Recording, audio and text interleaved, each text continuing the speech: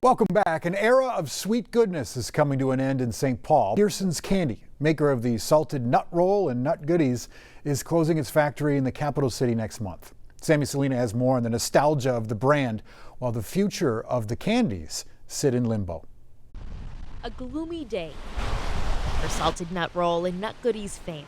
And often when I go to the candy machine, I try to get Pearson's Candy. After it was announced that Pearson's Candy Company will close its St. Paul facility and lay off 80 employees. When we read it yesterday, it was just like, oh, if my grandma were here, she'd be bawling. For Tammy Wapsie, Pearson's means much more than candy. It's actually a part of where my family started. My grandma and grandpa met there in 1943. The then Minneapolis factory was the start of John and Helen Baer's love story. My grandfather was the union representative. My grandmother was a supervisor, and she was very stubborn and kept refusing. He'd offer her to sign up for the union, and she kept turning him down. And so he thought, well, he'd take her out on a date. Her stubbornness is what attracted him to her. Their first date was fishing, and after that, Helen was hooked. Came up to the cabin. My grandpa would have a nut roll for you, or, Mr. Good Bar or something like that. It was always about Pearson's. Helen stayed at Pearson's when John was drafted. He sent her a letter that he would be coming home and be ready because we'll get married when I come home. They were married 64 years.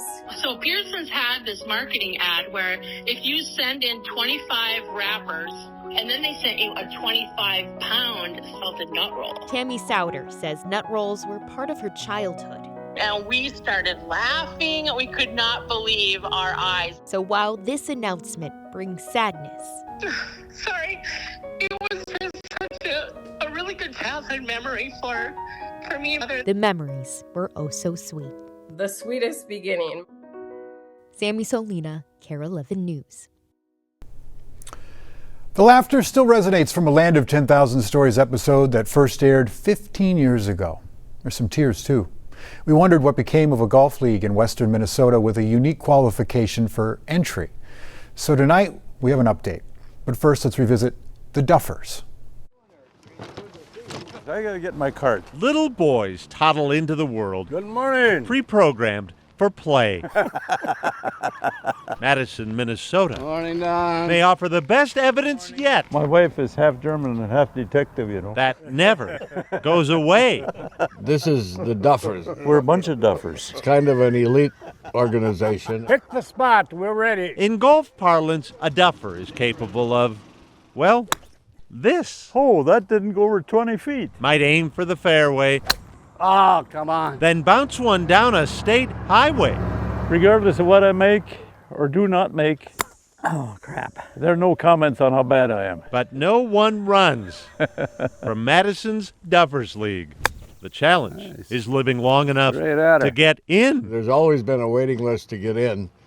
You really can't get in until somebody dies. Come again? They die. Well, who decided that? Well, it was my idea, I guess, back in 1990. Carlisle Larson concluded the aging men of Madison needed their own league. Philip at Nate, what do you guys have? Down the hill we go. A league capped at 16 Duffers who would meet on the golf course Excellent. Wednesday morning every week. 90. Men like Don S., I'll be 91 in September. who first picked up a golf club in 1942. And I haven't run out of balls yet. Probably because I can't hit them that far anymore. Last month, Don became the Duffers' oldest member. No idea. And long after joining the waiting list, Oh, I think I've been on probably 5 years. Braylon Carlson became the youngest Yeah, I'll try not to hit. on the very same day. They were supposed to golf that day, but they canceled the day and they went to the funeral instead. Angie Tennyson lost her husband Victor July 2nd at the age of 93. Wednesday was his favorite day of the week. Christy Kuchenmeister He couldn't get up early enough. lost her father, who for 45 years had toiled on his farm with no time for the golfers 2 miles down the road. Remember when he used to drive by here before he started golfing?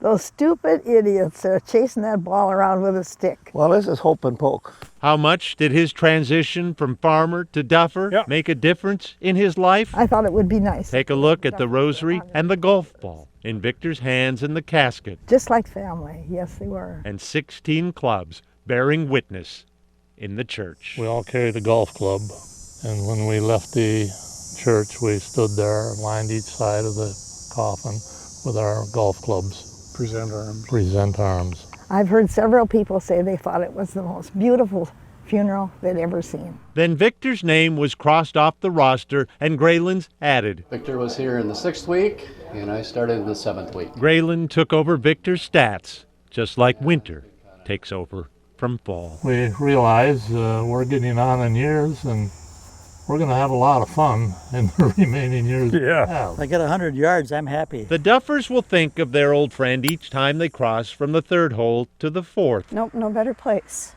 Where the fountain purchased with Victor's memorial money will be planted at the farmer's favorite place. That way his legacy lives on out here, and it'll make the golf course look really pretty. If we are looking for life lessons, oh, good shot. Madison's Duffers offer plenty. Played very well today, Mr. S. Try our best, laugh at our mistakes. Did you get that one? Until the day comes when we give up our place. I think I'm on the green. And there they are. Boyd Hoopert, KARE 11 News, Madison. By golly, you're probably on. 15 years after that story first aired, the Duffers are still on the golf course. The league is now 37 years old, with 16 current Duffers golfing every Wednesday. I got a picture of the whole group here. Leonard Kirkhart, in glasses and long pants, front row, 3rd from the right, is the only one left from our original story, still golfing.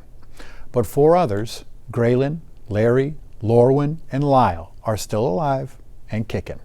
And you'll be happy to know there's still a waiting list of Madison men anticipating their shot at being a Duffer. Stick with us, we got more news and weather coming up after the break.